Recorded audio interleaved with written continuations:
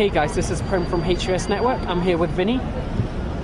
And we've been invited to a special event with some special people attending by Sega.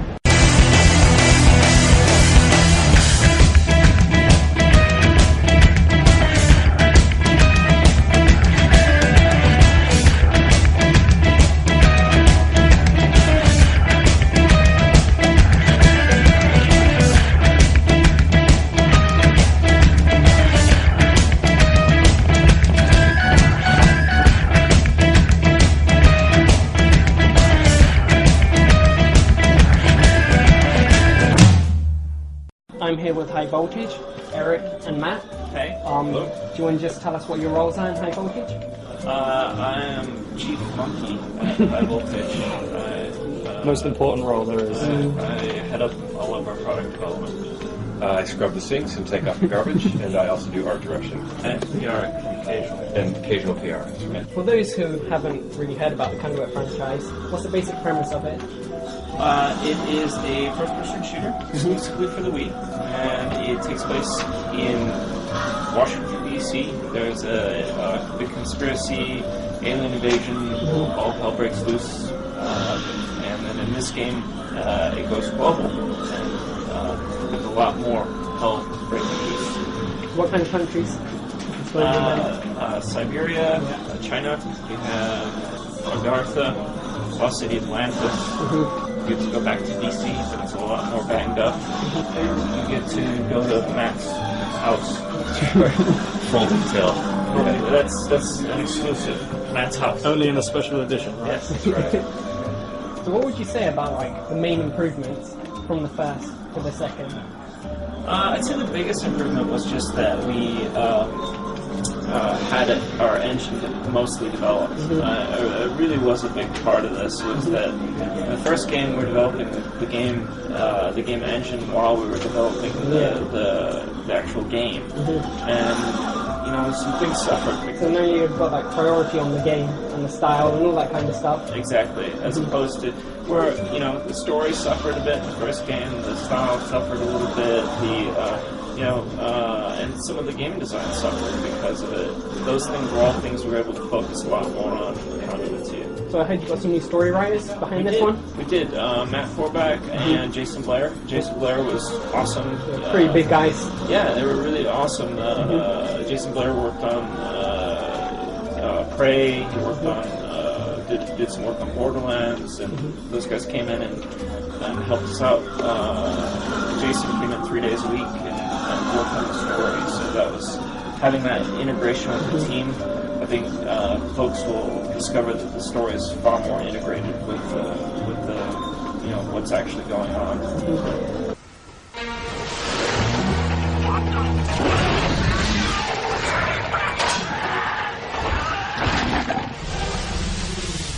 For the European games, we haven't been told about any pre-order editions. Like Australia's got the figurine, America's got the golden destroyer.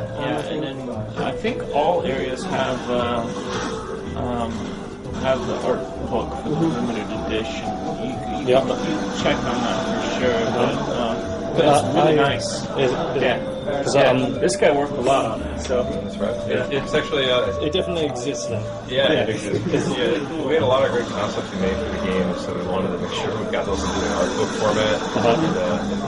And, I think there's a lot of passion in the art book this time. The artists really put a lot of care and effort into making sure it was good.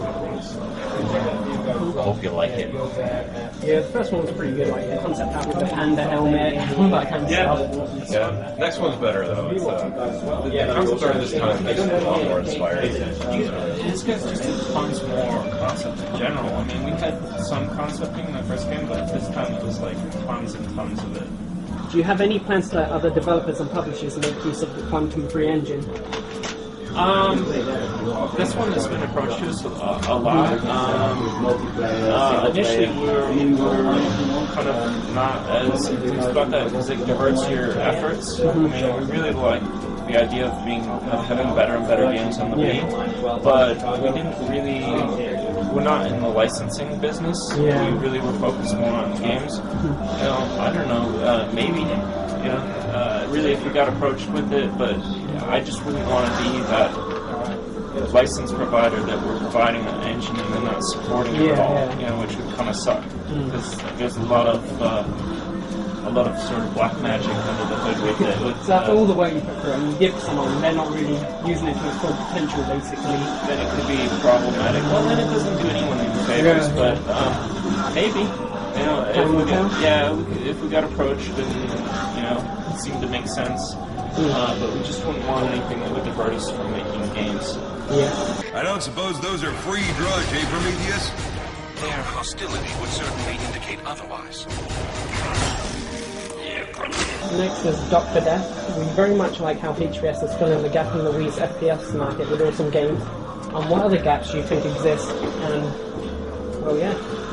On the Wii specifically? Yes.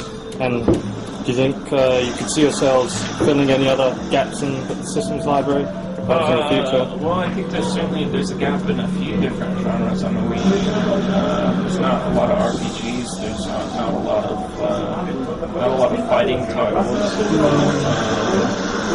What else would you say about this? There's not a lot of racing titles. There's quite a few side-scrolling platformers and 3D platformers. I don't know. I mean, There's just not enough dancing games and fitness. We need more dancing. Yeah. how about answering it more like this?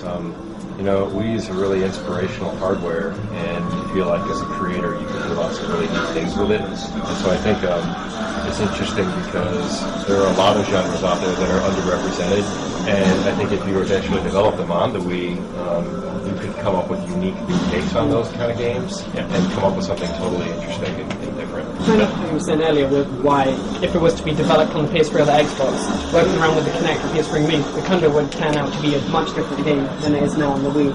For sure, yeah. I think it would end up being like a sort of lowest common denominator instead of something special specifically for the system. So next has been, have you ever considered a more robust melee combat system, like takedowns and counters? Yeah, melee system was something that we had discussed. You know, it is challenging to do. We didn't want to break the core game loop and the mechanics of, you know, with the Wiimote and the nunchucks and just aiming and shooting. If we start introducing different fighting mechanics and things like that, it can kind of disrupt the flow of it. We considered making perhaps some melee-specific weapons, but again, it seemed to be teetering on the edge of gimmickry, and you know, if we came up with something really special, it didn't seem to break the flow of mostly a shooting game, then we would do it. I think there were things with the first game where we sort of broke outside of that, and it didn't work very well, like the ASC and the muzzle stuff and things like that. It didn't really seem to have any point. No, it just kind of slowed you down and felt like, and it didn't really, you know, there wasn't much to it. Whereas, you know, so that's why we kind of axed that for the two. Made the ASC a little bit more pleasant to use and a lot, you know, and just actually have a purpose that makes sense, but without being irritating. And I thought the first game didn't really live up to its potential, largely because we were trying to do different, interesting things with it that never really panned out. And we wouldn't want that to happen with Melee either.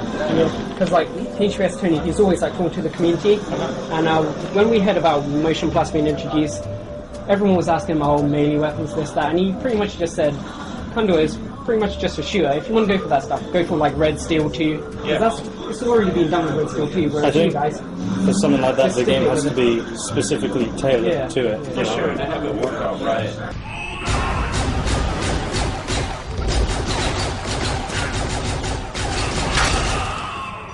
Lemon goes straight away with 3DS. Just wants to know about HBS and the 3DS and what's going to go on with that. We're working on 3DS stuff. We really like the 3DS. Nintendo has been awesome. We're pulling over our quantum technology to the 3DS, and it's surprising what we're able to do on the system. Because I've heard that you got 3DS with you today. We do, actually. Yeah. Maybe we will not be able to give you a peek that later, but not on camera. Yeah. But one final question is back to the grinder. They just want to know what's going on. Any updates? Yeah. Well, not a lot of updates. We're actively shopping it. We've got a vertical slice. We've got a lot of playable level, and all the gameplay loops proved out. Shopping with publishers. Maybe something around GDC to announce. Don't give up hope. There's a lot of ideas. No one has. We're all waiting on that. Nearly half the comments were about Grindr, if I'm honest with you. That's But great. yeah, everyone really misses the Grindr, if I'm honest with you. That's good. But yeah, Well, Should we finish up here's some buttons for you guys. this is awesome. Thank you very much. That is awesome. Let me get a little close up. So is this gold? Yeah, this 24 karat gold. Oh, Look wow. at that. Well, Pretty heavy. thank you. Yeah. I don't know about how glow in heavy the it is. dark It's like too. 1 microgram of gold, but it's Amazing. Yeah, they're only like the gold ones. We made like 25 of those or something, and then the other ones are like maybe Pretty 100. limited. Fantastic. Pretty rare. Thank you very much. Yeah, I just want to say to your fan audience, thanks guys for supporting Conduit. Thanks for your questions. Keep the questions coming, and we'll try to answer them as best we can for you. We really, truly hope you like the Conduit initiatives. Yep. And if you didn't get your question answered, just send them through again, and we'll get them later. Right now. See you guys later. Pleasure. Bye.